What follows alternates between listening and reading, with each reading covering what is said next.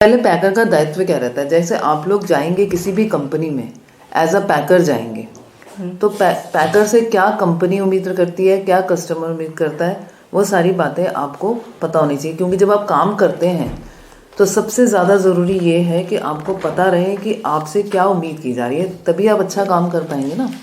अगर आपको पता है कि कंपनी ये चाहती है हमसे और आप वही करेंगे तो ही तो कंपनी के लोग खुश होंगे, ठीक है ना। तो वो सबसे पहले हमें जाके ये समझना है कि कस्टमर की ज़रूरत क्या है, कि किस तरह की वो पैकिंग चाहता है, और उस चीज़ की ट्रेनिंग जब आप ज्वाइन करेंगे आपको बताई जाएगी कि ये चीज़ ऐसे पैक होनी है, ये चीज़ ऐसे पैक होनी है। अब यहाँ पे जो आपकी ट्रेनिंग चल रही है आपको हर तरह की पैकिंग सिखाई जा रही है, लेकिन हर कंपनी की रिक्वायरमेंट एकदम अलग रहती है। तो सबसे ज़्यादा ज़रूरी होगा कि वो कंपनी आपको अपनी रिक्वायरमेंट बताएगी और आप उस तरह से काम करेंगे, ठीक है। और उसी हिसाब से हमें ज़रूरी सामान व औजार जमा करने होंगे, ठीक है। पैकिंग से पहले हमें साइज़, कलर व डिज़ाइन के हिसाब से उनको अलग अलग करना होगा। अब पैकिंग तो बहुत तरह की होती है। कई बार क्या होता है, एक ही कार्टन में अलग अलग साइज़ के सामान डाले जाते हैं। कई बार एक कार्टन में एक साइज़ का लेकिन अलग अलग रंग के डाले जाते हैं। लेकिन ये हर कंपनी की अपनी रिक्वायरमेंट होती है जो आप लोगों को उस समय समझाई जाएगी, ठीक है। अभी क्या लिखा है आपने? चंद्रदेव महेंद्र। तीनों से सुनो, विनोद को मैं छोड़ दूंगी। विनोद से कंपनी ये बताएगी कि वो आपसे क्या चाहती है और उसी हिसाब से आपको ज़रूरी सामान व औजार देंगे भी। मतलब आपको बता, वो जो उस चीज़ उस पैकिंग के लिए जो भी आपको चाहिए वो आपको देंगे भी, ठीक है ना। पैकिंग से पहले हमें साइज, कलर व डिज़ाइन के हिसाब से उनको अलग अलग करना होगा तथा डिफेक्टिव सामान को अलग रखना होगा।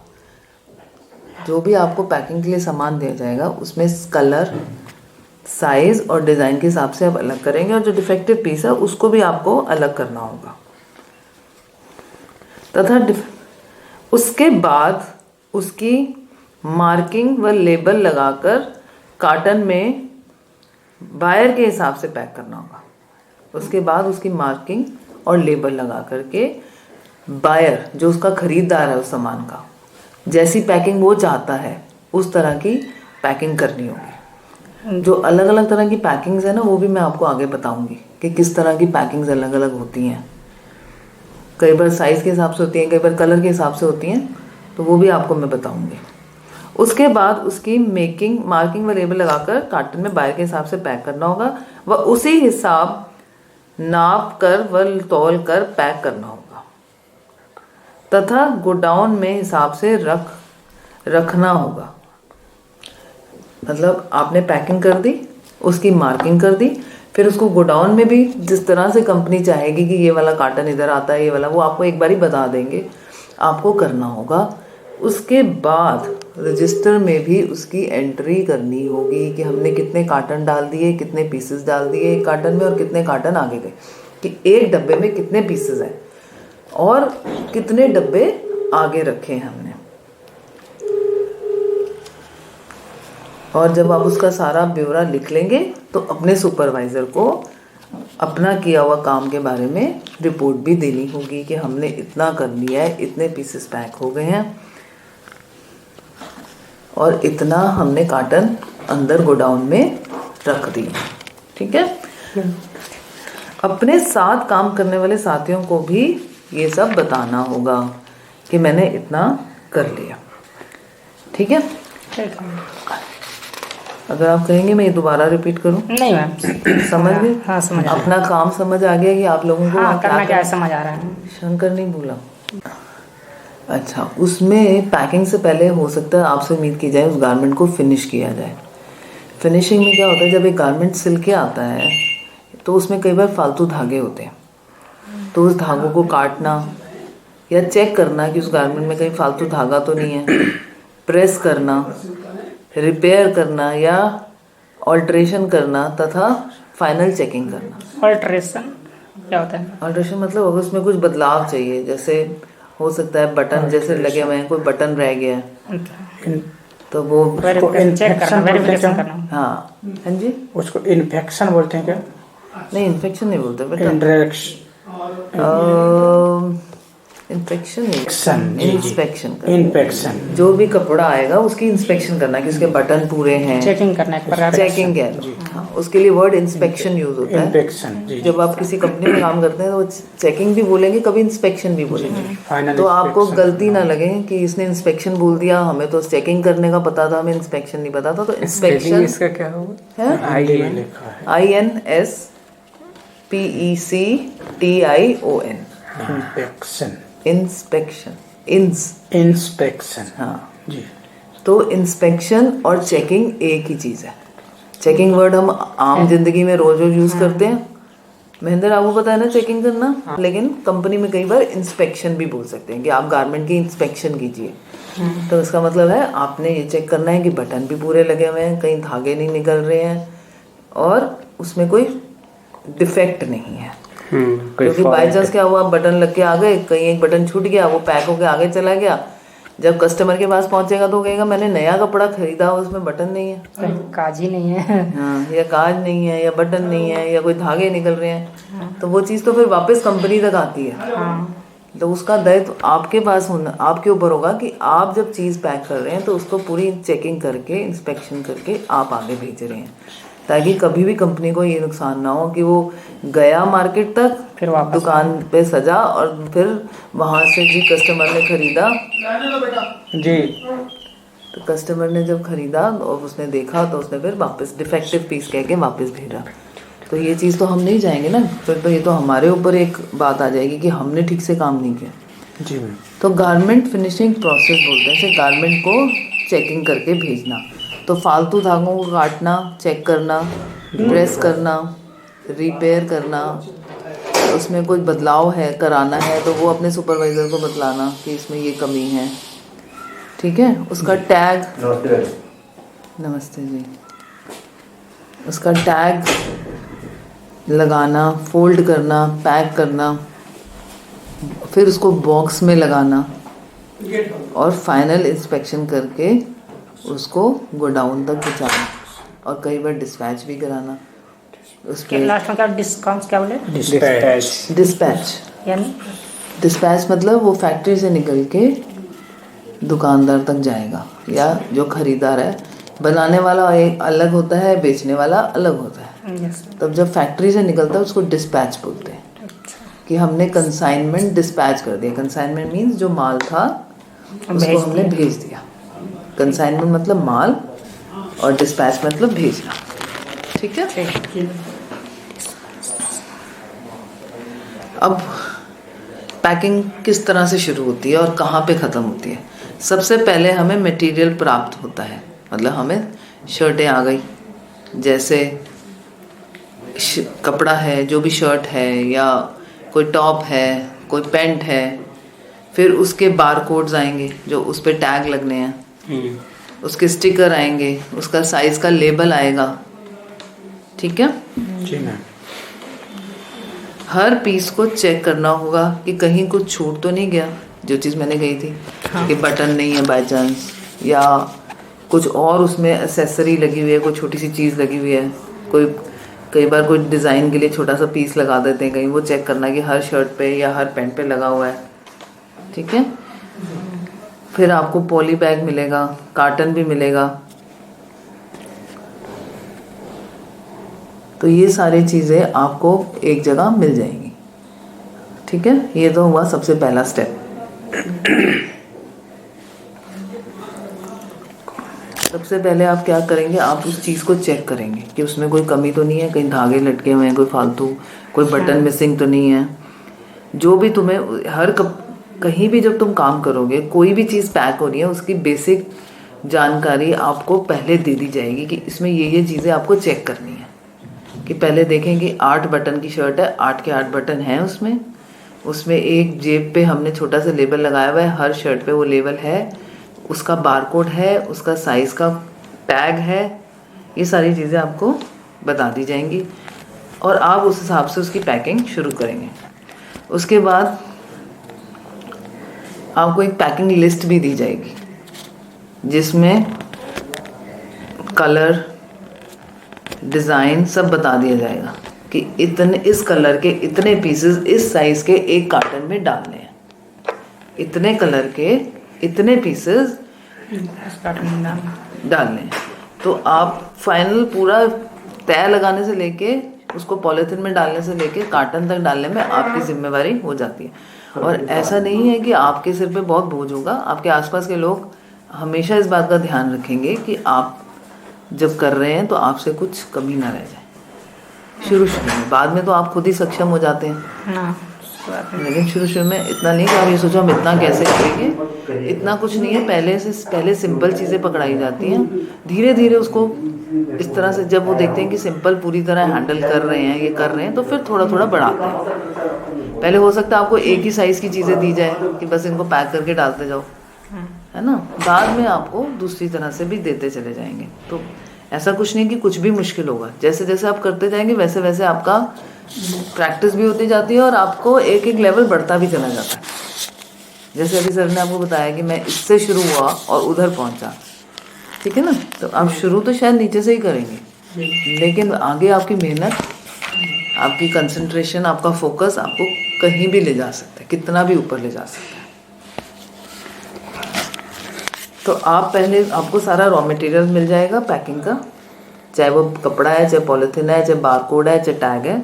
उसके बाद आपको कार्टन भी मिलेंगे और आप उसको पैक करेंगे साइज़ के हिसाब से, और फिर आप फाइनल इंस्पेक्शन करके उसको कार्टन में डालेंगे। और समय समय पर रिपोर्ट बनाकर अपने सुपरवाइज़र को देंगे भी कि अब 40 पीस हो गए, 30 पीस हो गए, 50 पीस हो गए, इस कलर के हो गए, ठीक है ना। जी मैम। और आप एक लिस्ट भी बनाएंगे जिसमें लिखा जाएगा कि मैंने इतने पीसेस पैक कर लिए, इतने साइज के और इस कलर के।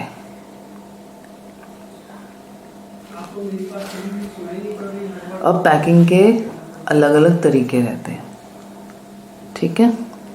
सबसे पहला है स्टैंड अप पैकिंग।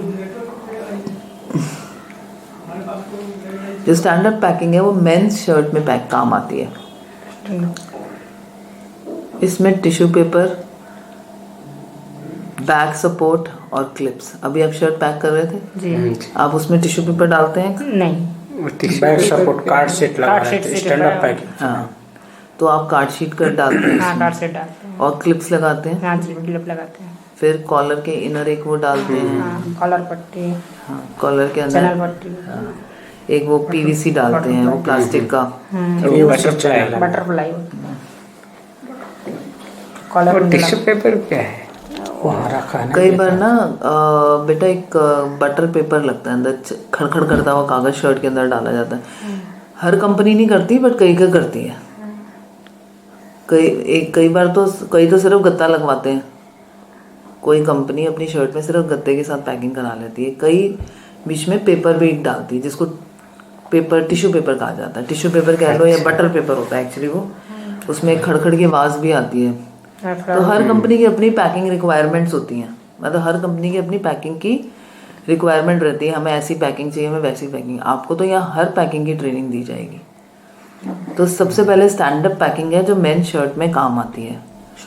इसमें टिश्यू पेपर और बैक सपोर्ट और clip, inner collar, PVC outer portion, मतलब पीयूसी चैनल जो है, एक तो प्लास्टिक, एक तो आप गत्ता अंदर को लगाते हैं, कई बार कॉलर के बाहर को भी एक लगाते हैं, ठीक है ना। और बटरफ्लाई लगती है।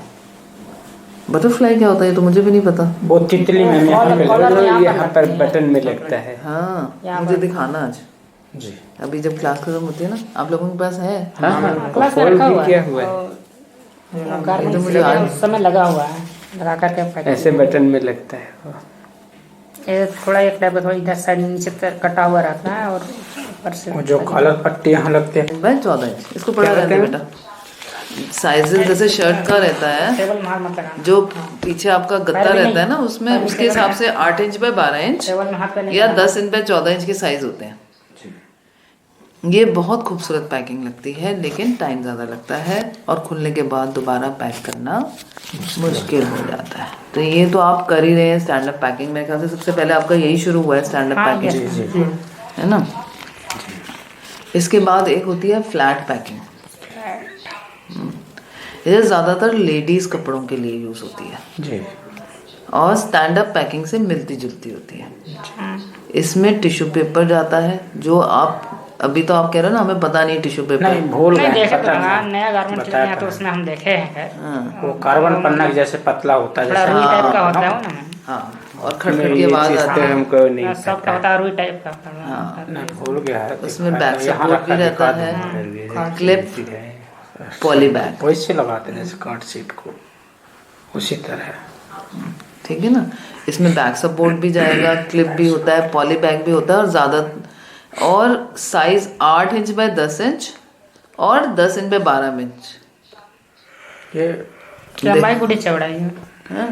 लंबाई में चौड़ाई जैसे होती है ना, जैसे हमने जेंट्स के थोड़े 10 का लंबाई होगा तो 8 का चौड़ाई, हाँ। 6 का चौड़ाई ऐसा। और 12 का लंबाई होगा तो 10 का चौड़ाई होगा। अच्छा। जबकि जेंट्स में हमने क्या देखा था, अगर 12 का लंबाई है तो 8 का चौड़ाई है, और 14 का लंबाई है तो 10 का चौड़ाई है। अच्छा, 4 का फर्क उसमें, और इसमें 2 का फर्क रहता है ज़्यादातर। लड़कियों में 2 का। और इसमें क्योंकि कम सामान लगता है, ये थोड़ी सस्ती पड़ती है उससे। ठीक है। तीसरी रहती है हैंगर पैकिंग। कपड़े टांगने के हैंगर तो आप हाँ, लोगों वहाँ को पर रखा हुआ है, हाँ। सामने देख रहे होंगे आप मंदिर के पास उधर। हाँ, तो और वो ये कोट पैंट इन चीज़ों की पैकिंग में हैंगर, बच्चों के कपड़े। हाँ, बच्चों के कपड़ों के लिए यूज़ होती है। पॉली बैग और हैंगर, सिर्फ 2 चीज़ें यूज़ होती हैं। हैंगर पे कपड़ा टंगा होता है और उसके ऊपर पॉली बैग चढ़ा दिया जाता है। सिर्फ 2 चीज़ें। तो इसमें भी कम सामान लगता है, वक्त भी कम लगता है, और ये थोड़ी सस्ती भी होती है, और खोल कर दोबारा पैक करना बड़ा आसान हो जाता है। आसान हो जाता है। पॉली बैग उतारा, कपड़ा हैंगर से उतारा, देखने में पूरा अच्छा से दिखेगा। हाँ, ये तो है, ये तो बात बिल्कुल ठीक है। क्योंकि जो आपकी स्टैंड अप पैकिंग है, हम भी जब कई बार सामान खरीदने जाते हैं तो दुकानदार कह देता है नहीं आप, वो क्या करते हैं, खोल के मत देखो। हाँ, खोल के मत देखो। वो क्या करते हैं, हर साइज का एक एक पीस खोल के रखते हैं। हाँ, कि आप ये जो सारे साइज के 8 साइज के कपड़े रखे हैं, इसमें से अपने साइज का पहन के देख लो और बाकी आप पैक्ड ले जाओ। खोल के नहीं हम हर पीस दिखा सकते, क्योंकि स्टैंड अप पैकिंग करने में टाइम लगता है। तो अब हैंगर पैकिंग आसान भी होती है, और सही बात है, चंद्रदेव ने कहा कि पूरा कपड़ा दिख भी जाता है, और दोबारा करने में भी कोई पढ़ कर रखने में भी आसान होगा। फ्लैट पैकिंग है, फ्लैट। एक है डेड मैन पैकिंग। सिर्फ पुरुषों के लिए है ये। हाँ जी, तुम्हें कैसे पता इतना सारा?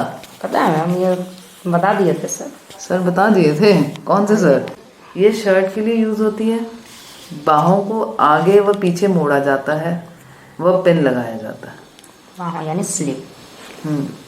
स्लिप का आया था। फिर शर्ट को बीच में से मोड़ा जाता है।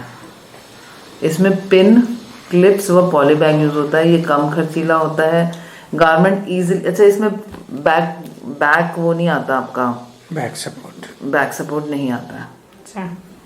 सिर्फ बाजू को मोड़ा, पीछे से शर्ट को मोड़ा, और ऊपर से पॉली बैग लगा दिया जाता है, पिन मार के। पिन मार के, बिल्कुल। ये कम खर्चीला होता है, garment easily check. Card sheet नहीं लगेगा इसमें? नहीं बेटा, इसमें बैक कार्ड शीट नहीं आएगा। और पीयूष चैनल वगैरह? नहीं, वो भी नहीं आता इसमें। सिंपल सा। वो तो जब आपको सिखाएंगे ना आपको पता चलेगा।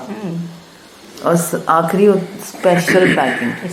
आज हम स्पेशल पैकिंग खत्म करने के बाद फिर मैं आपको धीरे धीरे ये लिखवाऊंगी, जितना लिखा जाएगा आज, बाकी कल, और फिर कल दोबारा रिपीट भी करूंगी ताकि आपको थोड़ा थोड़ा याद होता जाए, क्योंकि बहुत ज़्यादा नहीं है। मैंने देखा है विनोद, बहुत ज़्यादा नहीं है। नहीं, ज़्यादा नहीं है मैम।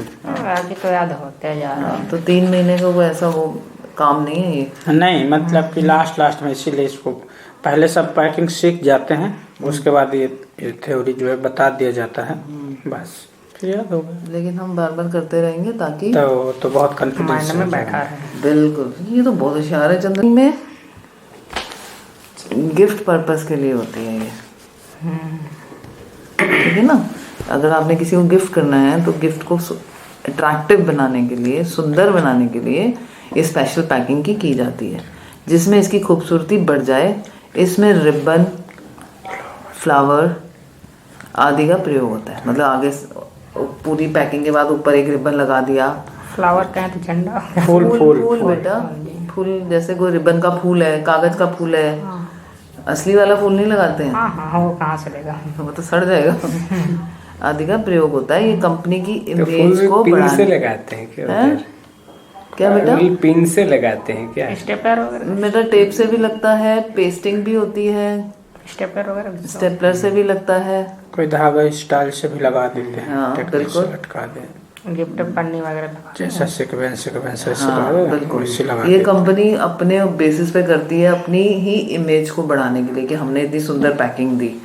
जैसे कोई बात करेगा ना, अरे तुमने उस कंपनी की पैकिंग देखी है कितनी सुंदर होती है कि नहीं? तो अपनी इमेज को अच्छा करने के लिए, या कभी दिवाली का सीजन है, दिवाली के सीजन में क्या करते हैं, कोई स्पेशल कोई सजाने कंपनी ने वजाने रेंज निकाली तो उस पे कागज का दिया चिपका देंगे, या टैग दिए की शेप में बना देंगे। तो ये जो स्पेशल पैकिंग होती है ना, ये सिर्फ खूबसूरती के लिए होती है। बेसिक पैकिंग उन पहली 4 पैकिंग में से कुछ होगी अंदर, चाहे स्टैंड अप हो, चाहे फ्लैट हो, चाहे हैंगर पैकिंग हो, चाहे डेड मैन पैक हो, लेकिन ये ऊपर से एक एडिशनल होता है उसके। ठीक है, अब लिखना शुरू करें।